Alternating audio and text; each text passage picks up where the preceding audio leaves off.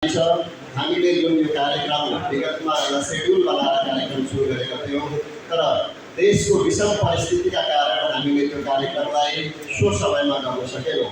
संविधान दिवसको अवसर पारेर असोज 3 मा गर्नुपर्ने कार्यक्रम हामी असोज 24 मा आएर कार्यक्रम गर्न गइरहेका छौँ।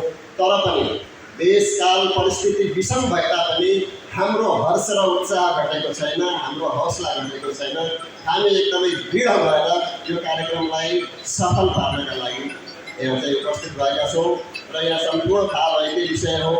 महिनाको बेसिस 1987 मा स्थापना भएर हामी महिनाको बेसिसका अग्रजहरूले यसभन्दा पूर्व नै 3 वटा क्षेत्रीय सम्मेलन र एउटा केन्द्रीय महाधिवेशन समेत सम्पन्न गरिसकेको अवस्था हो।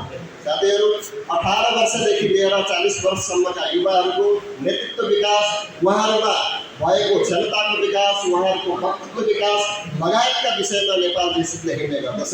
र त्योभन्दा पनि ठुलो थिम के हो भने हामी विधिको शासनका अनुयायी हौँ। हामी भन्छौँ जहिले पनि शासन व्यक्तिको होइन विधिको हुनुपर्दछ।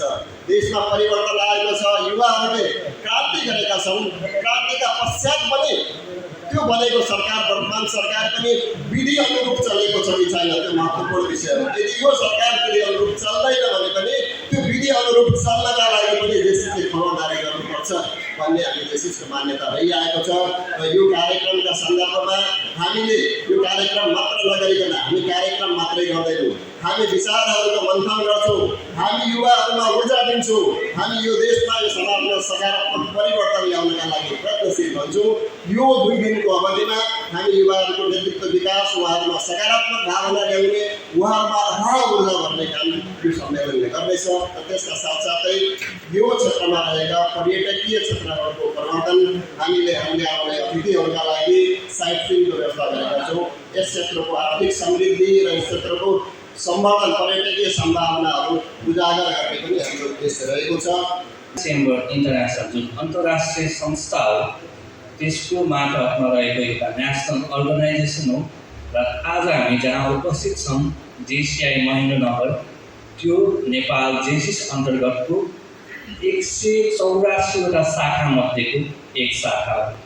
र 184 वटा शाखा भन्ने गर्दा नेपाल जेसिसले हामीले नेपाल जेसिसलाई 4 वटा क्षेत्रमा विभाजन गरेका छौँ,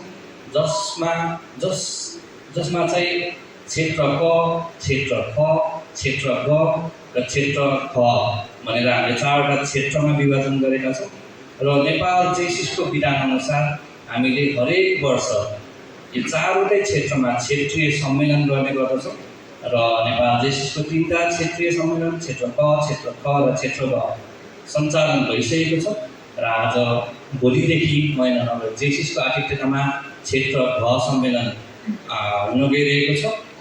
र यस सम्मेलनले यस क्षेत्र अन्तर्गतका शाखाहरूको हालसम्मको गतिविधि, कार्यकुशलताहरूको अनुमोदन तथा नयाँ कार्यक्रमहरूका लागि दिशानिर्देशन गर्ने गर्दछ।